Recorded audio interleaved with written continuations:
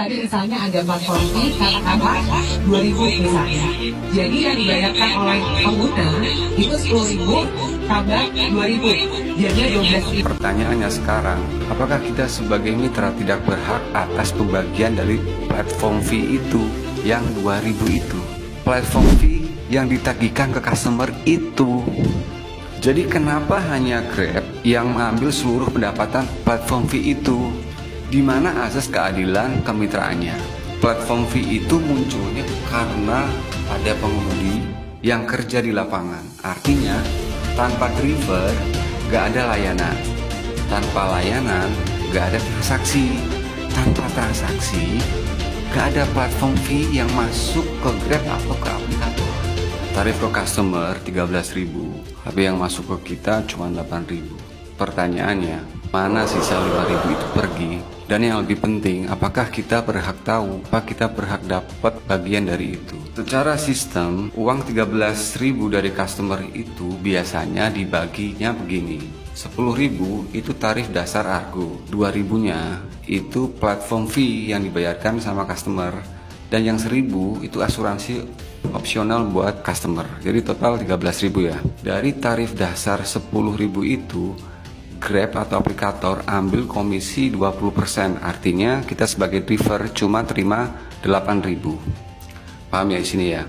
Nah, pertanyaannya sekarang, apakah kita sebagai mitra tidak berhak atas pembagian dari platform fee itu? 2.000 platform fee yang ditagihkan ke customer buat kita, buat si aplikator.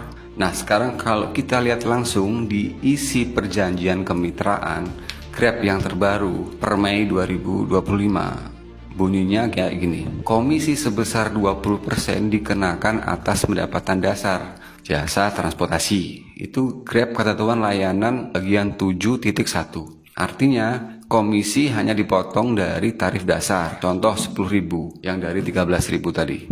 Nah, biaya tambahan seperti platform fee dan asuransi tidak termasuk dalam bagi hasil dengan pengemudi. Sabar, nanti saya jelasin ya bagi yang belum paham. Dalam kontrak, nggak ada kewajiban bagi aplikator buat bagi platform fee itu ke driver. Sedangkan yang saya pikirkan itu adalah secara logika. Sekarang kita masuk ke dasar hukum aja lah, di Undang-Undang Perlindungan Konsumen nomor 8 tahun 1999. Sebelumnya saya disclaimer dulu ya, bagi yang belum paham, kita sebagai driver itu punya hak juga sebagai konsumen meskipun kita sebagai mitra atau orang yang diberi kerja.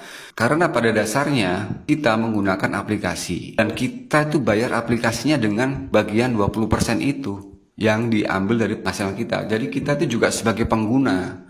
Kita sebagai pengguna terakhir atau end user. Jadi istilah konsumen itu juga berlaku bagi driver. Nah, kita balik lagi nih ya ke Undang-Undang Perlindungan Konsumen nomor 8 tahun 1999. Di pasal 4 itu konsumen berhak atas informasi yang benar, jelas, dan jujur. Di pasal 18 melarang klausul baku yang berat sebelah yang merugikan salah satu pihak. Nah, ini kita sebagai pihak mitra ini. Berarti kita punya hak. Nah, hak kita itu untuk mengetahui persis komponen tarif dan pemotongan, menuntut transparansi total soal penghasilan aplikator dari customer. Nah, sekarang dampak realnya di lapangan ini apa ya? Tarif ke customer naik. Dulu ya di Tuban ini dari 11.000 di tahun 2019. Saya ingat betul, di tahun itu tarifnya 11.000 yang ditagihkan ke customer.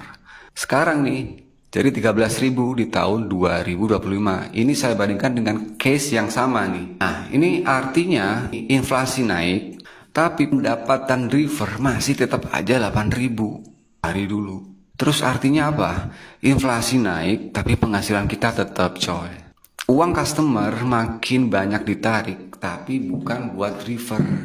Kalau sistem ini terus dibiarin, driver makin rentan, makin bergantung. Aplikator makin dominan, makin kuat posisi tawarnya. Nah, sekarang kita jelas nih apa yang harus kita lakukan nih. Kita tuntut transparansi penuh atas seluruh komponen tarif. Kita desak evaluasi ulang skema pembagian platform fee-nya. Kita kaji ulang status kemitraan dan hak kita sebagai konsumen. Dan dorong Komnas BPKN, KPPU atau regulator bikin regulasi yang adil dan berpihak. Ini bukan soal benci ke Grab ya, bukan soal benci ke aplikator, bukan soal menolak teknologi, tapi ini soal keadilan dalam kerja dan pendapatan. Kalau customer bayar dengan contoh 13.000 tadi, kita layak tahu siapa ambil apa dan kenapa kita cuma dapat 8.000 doang. Ini bukan soal hanya uang, ini soal harga diri kita sebagai pekerja dan mitra. Kalau kamu setuju, suarakan, karena kalau kita diam, sistem ini akan terus jalan tanpa pernah mikirin nasib kita.